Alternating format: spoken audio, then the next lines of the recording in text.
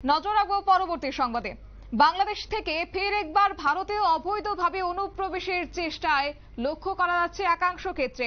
সন্দেহভাজনকে গুলি করে এবার সন্দেহভাজনকে লক্ষ্য করে কার্যত এবার বিএসএফ এর গুলি এবং উত্তরবঙ্গের সীমান্ত দিয়ে বেশ কয়েকজন বাংলাদেশি বেআইনিভাবে অনুপ্রবেশের চেষ্টা করেছে বলে কার্যত সূত্রের খবর। বিস্তারিত জানবো, আমাদের সঙ্গে রয়েছে প্রতিনিধি শুভেন্দু সরকার। শুভেন্দু, ইতিমধ্যেই বাংলাদেশ থেকে একের পর এক অবৈধভাবে অনুপ্রবেশ ভারতে এবং সন্দেহভাজনকে গুলি করে সন্দেহভাজনকে লক্ষ্য করে কার্যত গুলি বিএসএফ এর। কতজন আহত হয়েছেন?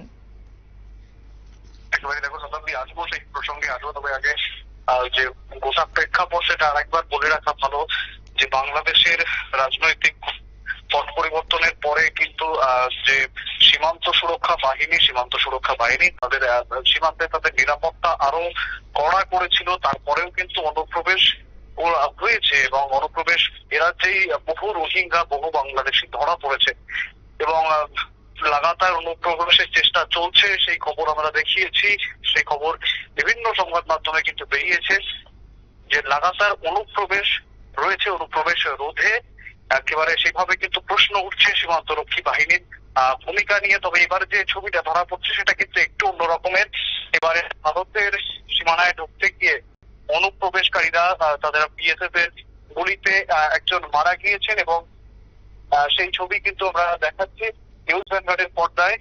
বিএসএফ এর গুলিতে মৃত্যু এক বাংলাদেশির। উত্তর দিনাজপুরের এমতাবাদের জৈনগড় ভারত বাংলাদেশ সীমান্তে বেশ কিছু বাংলাদেশি ভারতে প্রবেশ করার জন্য জমায়েত হয়েছিলেন এবং সেই সময় বিএসএফ এর টহলদারি করতে গিয়ে তাদের চোখে পড়ে। বিএসএফ তখন বাংলাদেশিদের মধ্যে ধস্তাধস্তি শুরু হয়। দেখো সেই খবর যেটা জানাচ্ছিলেন যে তারা কিন্তু রীতিমতো ভারতে ঢোকার জন্য বিএসএফ এর সঙ্গে ধস্তাধস্তি শুরু করে এবং তখনই বিএসএফ গুলি চালায়। সূত্রের খবর জানা যায় কালিয়াগঞ্জ স্টেট জেনারেল হাসপাতালে নিয়ে আসার সময় গুলিবিদ্ধ ব্যক্তি মারা যায় এবং কালিয়াগঞ্জ স্টেট জেনারেল হাসপাতালে 3 ঘন্টা রেখে রায়গঞ্জ জেলা মর্গে পাঠিয়ে দেওয়া হয় ময়না তদন্তের জন্য। বিএসএফ এর গুলিতে মৃত বাংলাদেশি যুবকের পরিচয় এখনো পর্যন্ত কিন্তু জানা যায়নি।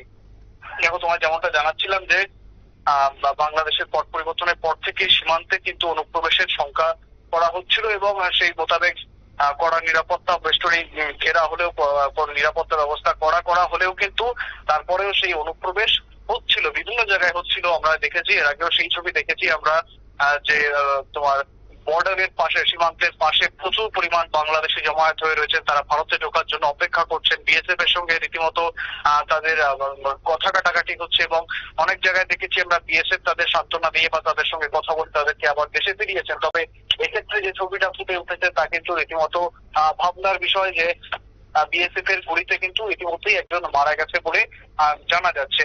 শতাব্দী, একদমই সেই জায়গায় যেমন তুমি জানালে যে বিএসএফ এর গুলিতে একজন মৃত্যু হয়েছে, তো সেক্ষেত্রে কাউকে কি আটক করতে সক্ষম হয়েছে বা যদিও সক্ষম হয়ে থাকে তাহলে তাদের কাছ থেকে কিছু উদ্ধার করা হয়েছে বা কিছু পাওয়া গেছে? সেই বিষয়ে কিন্তু এখনো সেরকম ভাবে কিছু স্পষ্ট হয়নি। দেখো, বাকিরা যারা স্বাভাবিকভাবে তারা পালাবেন, কিন্তু এখনো পর্যন্ত কাউকে আটক করা হয়েছে কিনা, যদি তারা বাংলাদেশ সীমান্তের দিকে চলে যায় তাহলে সেক্ষেত্রে কিন্তু বিএসএফ এর কোনো জুরিসডিকশন নেই যে বাংলাদেশ সীমান্ত থেকে তাদেরকে ধরে নিয়ে আসবে, বাংলাদেশের অভ্যন্তরীণ ভিতর থেকে তাদেরকে ধরে নিয়ে আসবে। সেই জুরিসডিকশন কিন্তু বা সেই ক্ষমতা কিন্তু বিএসএফ এর নেই এবং ভারতে তারা আসার চেষ্টা করে থাকেন বা ভারতের সীমানায় যদি তারা ঢুকে যান তারা নিশ্চয়ই আটক হবেন। বিএসএফ যেহেতু তাদেরকে দেখতে পেয়েছিল এবং যেহেতু এদের মধ্যে একজনকে ইতিমধ্যেই বিএসএফ এর গুলিতে যেহেতু একজন মারা গিয়েছে, তাহলে তারা যদি ভারতের সীমান্তে ঢুকে থাকে কোনোভাবে তাহলে কিন্তু তারা আটক হবে। অন্যদিকে তারা যদি বাংলাদেশের দিকে যদি পালিয়ে যান সেক্ষেত্রে কিন্তু বিএসএফ এর আর কিছু করার নেই। শতাব্দী, একদমই। তো সেক্ষেত্রে সম্প্রতি বাংলাদেশের এই ঘটনাকে কেন্দ্র করে রীতিমতো আমরা দেখেছিলাম ভারতীয় যে সীমান্ত এলাকাগুলি রয়েছে সেখানে কিন্তু হাই অ্যালার্ট জারি করা হয়েছে। কোথাও কোথাও লক্ষ্য করা গেছিল 1000 কিলোমিটারও সিল করে দিয়েছে বিএসএফ এর পক্ষ থেকে এবং নিরাপত্তাকে আঁটোসাঁটো করা হয়েছে। তাহলে কিভাবে এই অনুপ্রবেশ করছে? তাহলে কি স্বাভাবিকভাবে এই সীমান্ত সুরক্ষা নিয়ে আরো একবার প্রশ্ন?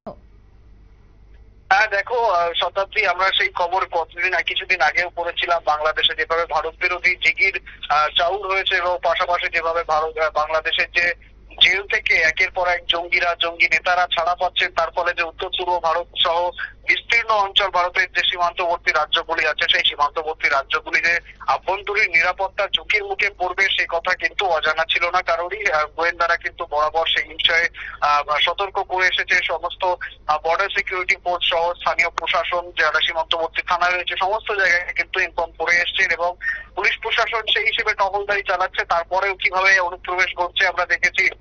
আগরতলা থেকেও বেশ কিছুদিন আগেই আমরা সেই খবর করেছিলাম, অনেক রোহিঙ্গা ধরা পড়েছে এবং বাংলাদেশিরাও কিন্তু লাগাতার অনুপ্রবেশ করছে, তারা ধরা পড়ছে। তবে সেই ছবিতে আমরা শুধুমাত্র আগরতলা রেল পুলিশের তথ্য দিয়েছিলাম, তাহলে গোটা ত্রিপুরা রাজ্য জুড়ে যে আনফেন্সড বর্ডার রয়েছে সেই আনফেন্সড বর্ডারে বাড়তি কি সতর্কতা চালানো হচ্ছে বা বাড়তি কি নিরাপত্তা রয়েছে তা নিয়ে কিন্তু এখনো পর্যন্ত কিছু তেমন খোলসা করে জানা যায়নি। তবে সেই সমস্ত জায়গা থেকে যে অনুপ্রবেশ হতে পারে তেমনটা আশঙ্কা করা হচ্ছিল।